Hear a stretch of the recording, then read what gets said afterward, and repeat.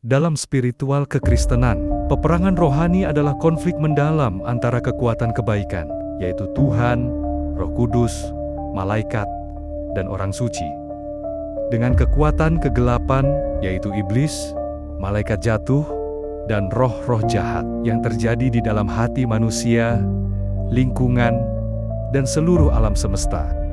Ini bukan hanya pertarungan fiksi, melainkan realitas spiritual yang dialami setiap orang yang mengikuti Yesus Kristus.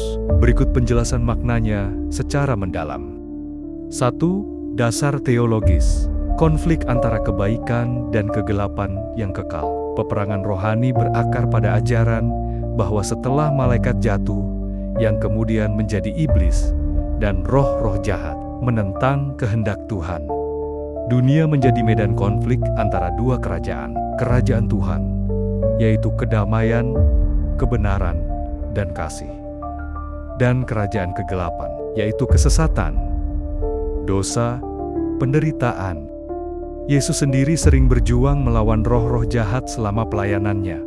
Markus 1 ayat ke-39, dan menyatakan bahwa Dia datang untuk menebus orang yang terjebak oleh iblis. Lukas 13 ayat ke-16. 2. Medan pertarungan. Di dalam hati manusia sebagai pusat utama, kekristenan menekankan bahwa peperangan rohani paling sering terjadi di dalam hati dan pikiran manusia. Bukan dalam bentuk penampilan fisik iblis yang langsung, kecuali bagi seorang asketik yang sangat lanjut.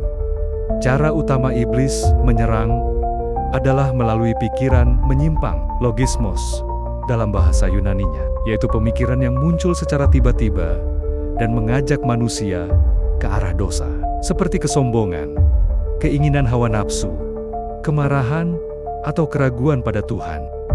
Misalnya, ketika seseorang merasa tergoda untuk berdusta, pikiran itu bisa berasal dari diri sendiri atau dipicu oleh roh jahat, namun oleh iblis akan mengeksploitasi pikiran itu untuk membuat orang itu benar-benar melakukan dosa. 3. Tujuan pertarungan, menjaga kesucian, dan mencapai teosis, yaitu menyerupai Tuhan. Tujuan peperangan rohani bukan hanya untuk menghindari dosa, tetapi juga untuk meningkatkan kesucian hati dan melangkah menuju teosis.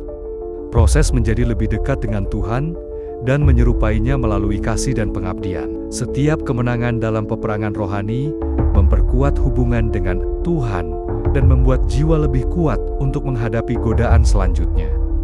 Kesimpulan, peperangan rohani dalam kekristenan adalah realitas spiritual yang mendalam, yang berfokus pada konflik di dalam hati manusia, antara pikiran yang baik dan buruk.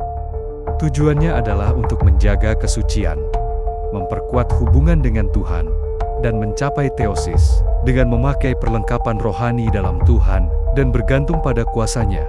Orang percaya dapat menang dalam peperangan ini dan menjalani hidup yang penuh kasih dan kebenaran.